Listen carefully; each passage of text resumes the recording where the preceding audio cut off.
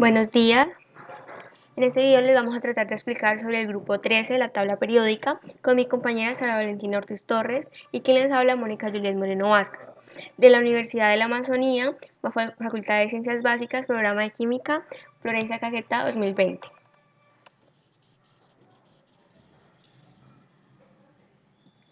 Eh, Como introducción, vamos a dar una breve definición sobre la tabla periódica. Entonces, es una representación gráfica la cual clasifica y organiza los elementos químicos dependiendo de las propiedades y características. La tabla periódica es una herramienta fundamental para el estudio de la química, ya que permite identificar de una manera coherente y fácil las diferencias y similitudes de los elementos. Eh, Algo muy importante que es importante resaltar es que la UPAD supervisa y actualiza la tabla periódica. Eh, la UPAD es una unión internacional de química aplicada. La organización es la organización encargada de establecer criterios para el descubrimiento de nuevos elementos químicos, también para coordinar todos los procesos de verificación de los descubrimientos de nuevos elementos y asignación de nombres y símbolos. Eh, También revisar los datos de mapas técnicas estándar e isótopos de cada elemento y por último publicar la última actualización oficial de la tabla periódica.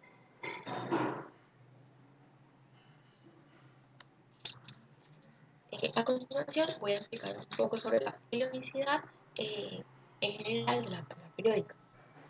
Entonces, eh, en las franjas azules, como podemos ver, de izquierda a derecha y de arriba hacia abajo, aumenta la presa en ácidos y bases.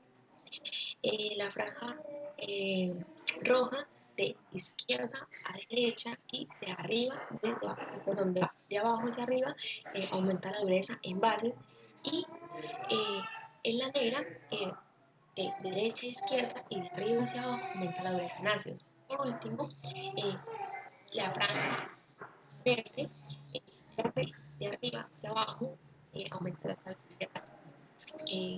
Eso quiere decir el par inerte. Entonces, el par inerte consiste en una tendencia de no ser compartidos los pares de electrones S más externos del orbital atómico. Esto debe a que los electrones S del orbital más externo se encuentran más estrechamente unidos al núcleo del átomo debido a que no sufre un efecto de apatía por parte de los orbitales y está más impulsado.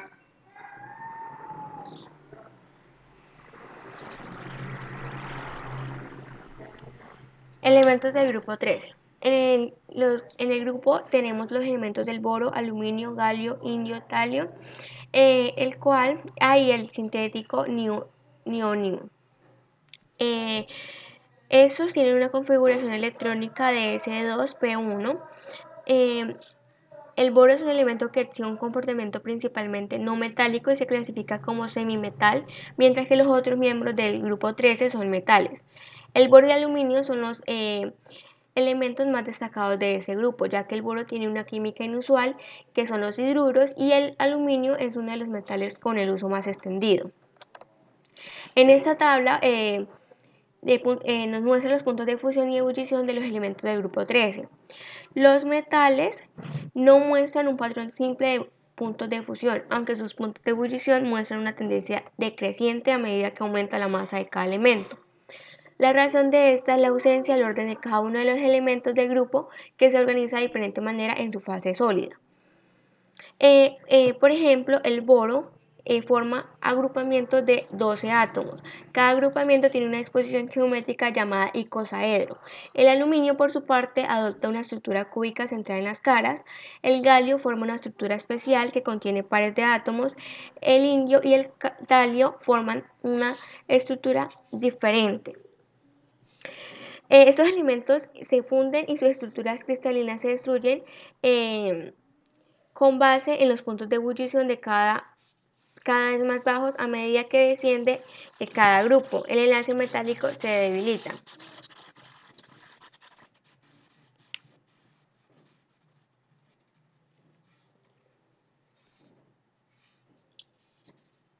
Ahora vamos a explicar un poco la periodicidad del grupo 13.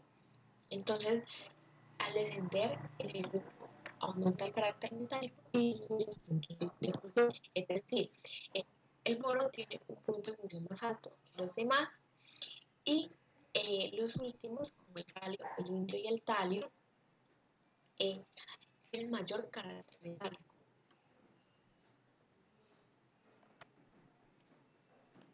Elemento boro. El elemento tiene un número atómico 5. Este elemento es escaso en la corteza terrestre, pero se tienen varios depósitos grandes de sales, como la sal boras y la kernita. Esta producción anualmente es de más de 3 millones de toneladas y el depósito más grande se encuentra en Boron, California. Esa producción, la mayor parte se utiliza para la fabricación de vidrio de borosilicato. El boro principalmente era un agente limpiador en forma de boras, pero hoy en día se utiliza como la manufactura del vidrio.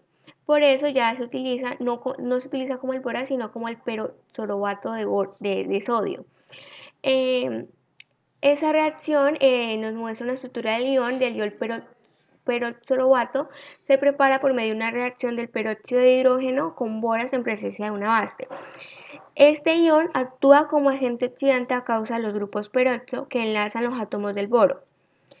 También se pueden dar reacciones en forma de boranos. El borano más sencillo es el diborano, que es un gas incoloro, tóxico y sumamente reactivo que se inflama en el aire y explota cuando se mezcla con dióxido de oxígeno puro.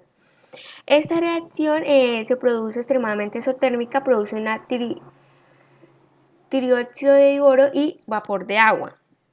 También este hidruro se puede reaccionar con cualquier rastro de humedad para dar ácido bórico a hidrógeno gaseoso. También tenemos reacciones en trifluoruro de boro, el cual tiene, como el boro tiene únicamente 3 electrones de valencia, por lo que este compuesto con enlaces covalentes simples tiene deficiencia de electrones con respecto a la regla del octeto. El trifluoruro de boro no se dimeriza, sino que permanece como un compuesto plano trigonal simple. Acá tenemos una reacción la cual nos ilustra el comportamiento entre la reacción entre el trifluoruro de boro y el amoníaco, en la que el par no compartido del nitrógeno se comporta como donador del par de electrones. También tenemos reacciones del tricloruro de boro, el cual los cloruros metálicos iónicos son sólidos que se disuelven en el agua para formar cationes y aniones hidratados.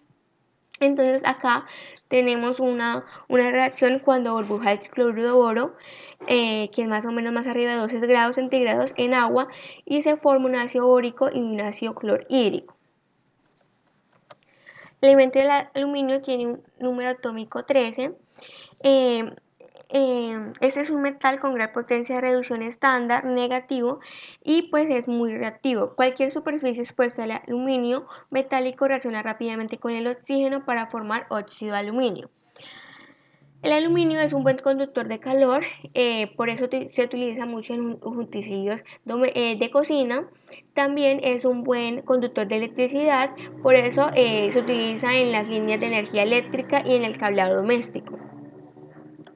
Las propiedades químicas del aluminio: al igual que otros metales pulverizados, el polvo de aluminio arde con flama para dar una nube de polvo de óxido de aluminio. El aluminio también puede arder de forma muy exotérmica, como los halógenos, como el dicloro, como el berilio, que es un metal anfotero que reacciona tanto con ácidos como también como bases. El aluminio es soluble en pH bajo y alto, pero este es insoluble en condiciones neutras. El aluminio es un metal muy abundante en la corteza terrestre, principalmente en formas de arcillas. Por eso se extrae del mineral bauxita. Este se hace mediante la digestión del mineral triturado con solución de hidróxido de sodio caliente para dar el ion aluminato soluble. Ese equilibrio se desplaza hacia la izquierda y se precipita en tanto que las impurezas solubles queden en la solución. El hidrato se calienta fuertemente en un horno, luego este da una solución de fluoruro de amonio, la cual se mezcla con una solución de aluminato de sodio para formar la criolita y aluminio. y amoníaco, el cual se puede reciclar. Después de fundido se produce un cátodo y el oxígeno se forma en el ánodo, oxida en el carbono a monóxido de carbono. Este es un proceso que cual se consume mucha energía, por lo que la importancia de reciclar el aluminio. Esta producción de aluminio genera algunos contaminantes como el lodo rojo, el cual se produce en la purificación de la bauxita, el fluoruro de hidrógeno gaseoso, el cual se hace en la clorita, los óxidos de carbono que se producen en el anodo y los fluorocarbonos que se producen en la reacción del flúor de anodo. Por eso acá se demuestra una reacción global de todo esto. El aluminio puede también reaccionar con los halogenuros de aluminio, el sulfato de aluminio, que en este caso es el alumbre, que este es muy importante en la industria del teñido, también en forma de espinelas, que es el óxido de aluminio y el magnesio, que es muy importante ya que adoptan estructuras cristalinas y que normalmente se utiliza un ion metálico dispositivo, un ion metálico tripositivo y un anión negativo.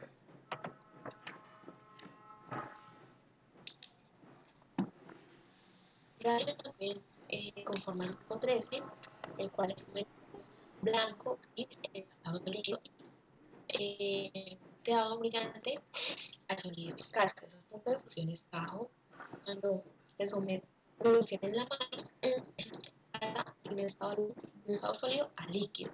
El galio se expande un 3,1% en el momento que se solidifica y flota en el líquido.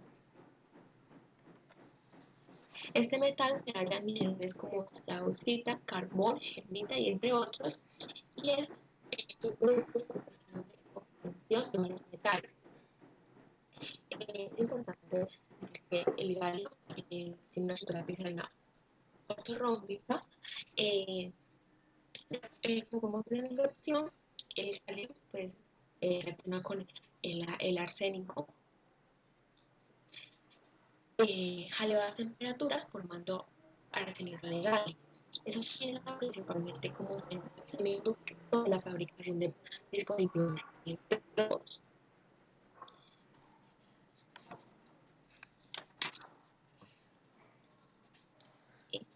El indio es un metal poco abundante, maleable, similar al aluminio y el galio. Su principal fuente de obtención es a partir de los minerales en sí. Uno de los principales usos que tiene este metal es que está en pantallas táctiles en forma de óxido de estaño y indio.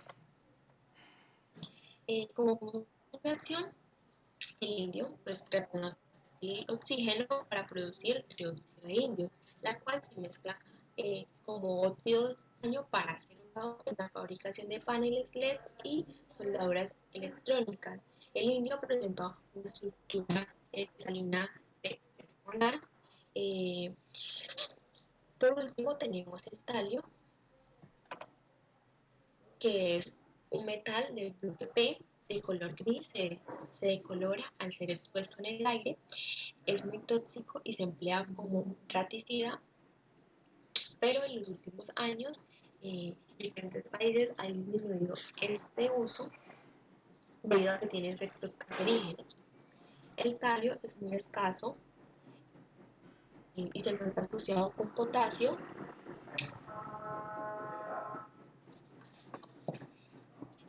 en arcillas y granitos.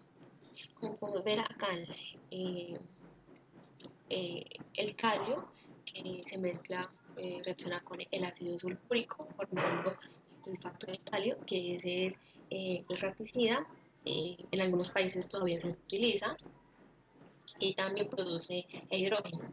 Por último, el bromuro de talio se obtiene al reaccionar talio con ácido bromídrico, el cual se utiliza como emisor y receptor de hierro. El talio pues tiene una estructura cristalina hexagonal. Es importante resaltar que estos tres últimos elementos, que es el galio, el indio y el talio, presentan una baja reactividad, por la cual la información de, de esos elementos es limitada en la teoría. Otro factor que influye, por lo cual no se obtiene mucha información de estos elementos, es que son muy escasos.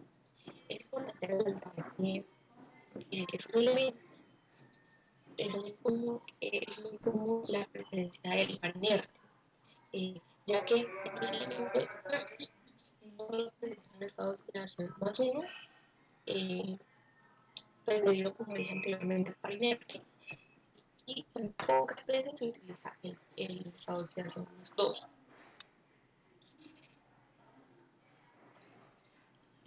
Las reacciones, las referencias en las que nos basamos para donde sacamos esta información fueron las siguientes.